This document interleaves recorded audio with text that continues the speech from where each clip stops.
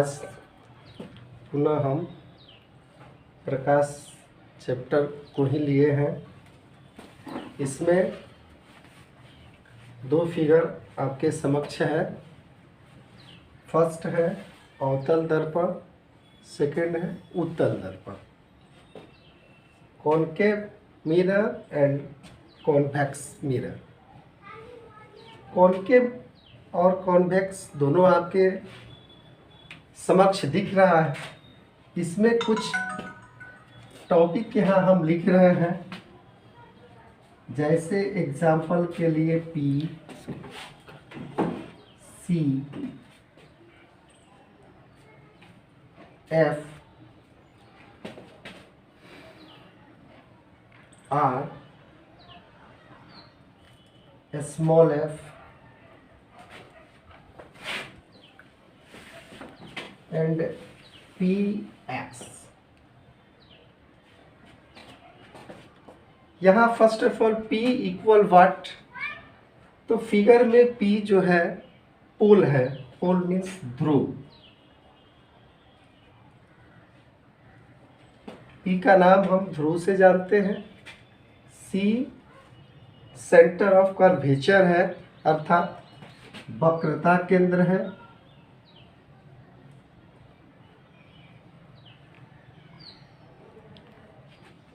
F focus है।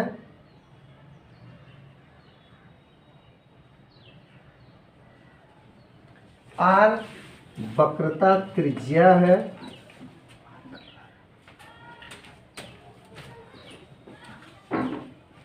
F focus दूरी है।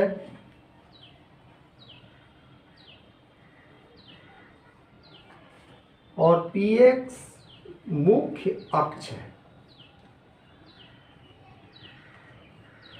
तो इंडिकेशन के लिए P, C, F, R, F और Px यूज करते हैं। इस तरह फिगर में हम देखेंगे P ये ध्रुव हो गया, F फोकस हो गया तथा C बोले तो वक्रता केंद्र हो गया। इस तरह स्मॉल f है, स्मॉल f फोकस दूरी यहाँ भी है, यानी P और F के बीच की दूरी फोकस दूरी कहलाती है। यहाँ भी P और F के बीच की दूरी फोकस दूरी कहलाएगी। C तथा P के बीच की त्रिज्या जो है वक्रता त्रिज्या कहलाती है। तो इस तरह हम P, C, F, R, small f और Px बोले तो मुख्य अक्ष को Px के नाम से जाना जाता है।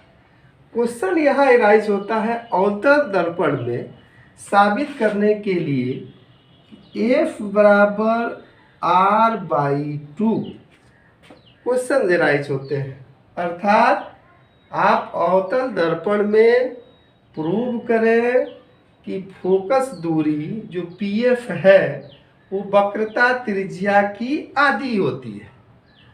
तो इसके लिए एक हम फिगर बनाएंगे, जो फिगर आपके समक्ष है, और लिखेंगे माना MN एक अवतल दर्पण है। लिखेंगे माना MN एक अवतल दर्पण है जिसमें C वक्रता केंद्र और F बोले तो फोकस है।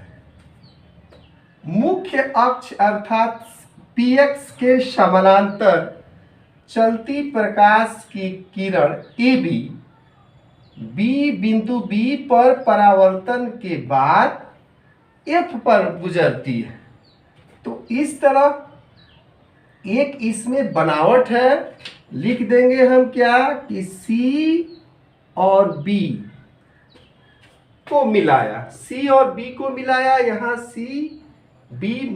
बिंदु B पर C अविलंब हुआ। तो इस तरह एक कंस्ट्रक्शन इसमें हो जाएगा। अब हमने लिख करके आगे हम प्रूफ पर आते हैं। फिगर में देखते हैं क्या, angle ABC equal angle CBF। फिर एक बार ध्यान से देखेंगे, angle A B C equal angle C B F, समीकरण फर्स्ट हो जाएगा। रीजन क्या है? तो यहाँ आपतन कोण परावर्तन कोण के बराबर होता है, कोण आई इक्वल एंगल आर।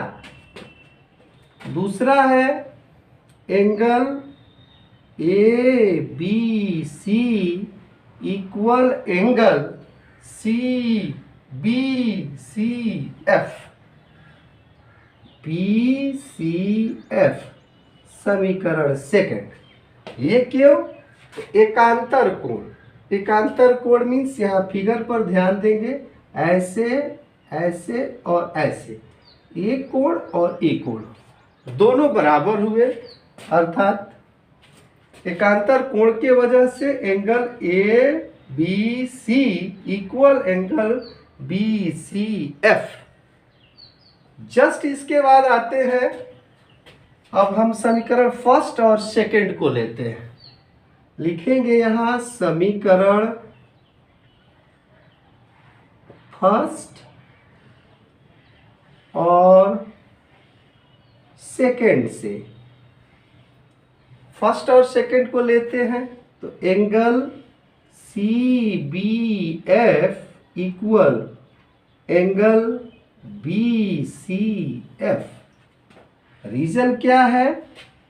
तो सम्मुख भुजाएं इक्वल होती है, किसी भी कोण की सम्मुख भुजाएं इक्वल होती है।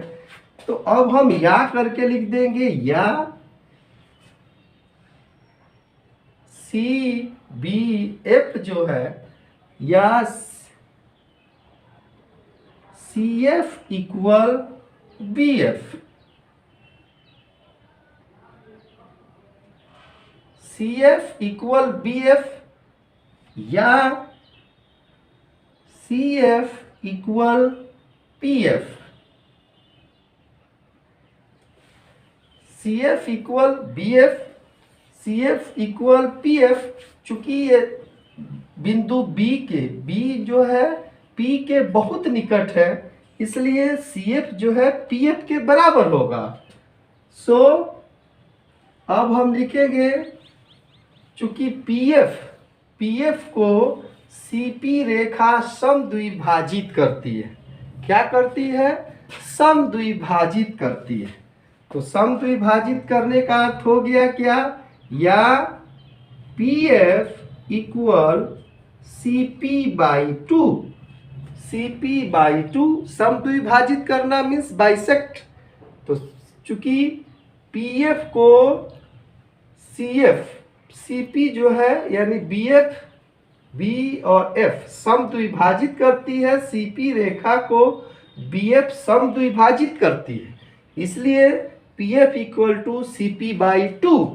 अब यहाँ लिखेंगे put the value on equation. P F को हमने क्या माना? तो एफ माना। सी पी क्या है? यहाँ सी पी क्या है? आर है, आर लिख देंगे, और बाई टू, तो टू के जगह पर टू। इस तरह हमारा प्रूव्ड हो जाता है कि फोकस दूरी वक्रता त्रिज्या की आधी होती है। कंप्लीट हुआ यहाँ क्वेश्चन सेकेंड। इसमें क्वेश्चन एराइज होते हैं कि किसी दर्पण की फोकस दूरी इतनी है तो उसकी वक्रता त्रिज्या क्या होगी। किसी दर्पण की वक्रता त्रिज्या 50 है तो उसकी फोकस दूरी क्या होगी। तो यदि हमें आर निकालना है, क्या निकालना है? आर निकालना है, वक्रता त्रिज्या निकालनी है, तो 2f हो जाएगा। और यदि f निकालनी है तो क्वेश्चन स्पष्ट लिखा है r/2। तो ये दो यहाँ हमें फॉर्मूला मिले। यदि वक्रता त्रिज्या निकालनी है, जैसे क्वेश्चन देता है कि किसी वस्तु की फोकस दूरी 50 cm है, तो इसकी वक्रता त्रिज्या क्या होगी। तो यहाँ फोकस दूरी दे दिया और वक्रता त्रिज्या पूछ रहा है, तो वक्रता त्रिज्या निकालने के लिए क्या हो जाएगा? यहाँ फॉर्मूला 2f ले लेंगे। 2 से एफ जो भी होगा उसमें मल्टीप्लाई करेंगे तो उसकी वक्रता त्रिज्या निकल जाएगी। यहाँ एफ इक्वल r/2, यदि एफ दिया हुआ है तो r/2 निकाल लेना है, यदि r निकालना है तो 2 ही फॉर्मूला से हम इस क्वेश्चन को बनाते हैं और समझ लेते हैं।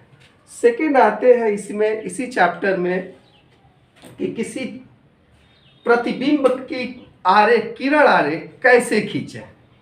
तो किरण आरेख खींचने के लिए सर्वप्रथम हमें केयरफुल होकर के फिगर को देखना होता है।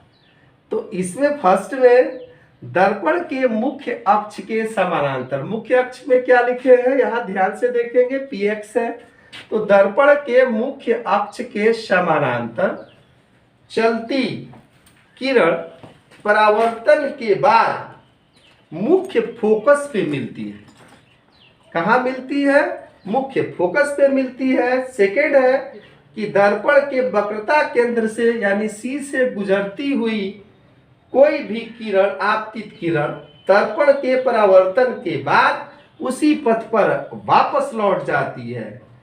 थर्ड रूल है कि F से होकर के यानी मुख्य फोकस से होकर के आपतित किरण परावर्तन के बाद मुख्य अक्ष के समानांतर अवतल दर्पण में के द्वारा मुख्य अक्ष के समानांतर चलती है। अब अवतल दर्पण द्वारा बने प्रतिबिंब का निर्धारण कैसे करेंगे, इसका आरेख कैसे खींचेंगे, ये हम नेक्स्ट वीडियो में बताएंगे। इस वीडियो में हमने सीखा कि फोकस दूरी वक्रता त्रिज्या की आधी होती है कैसे। Prove that F equal r/2 in concave mirror, अवतल दर्पण में।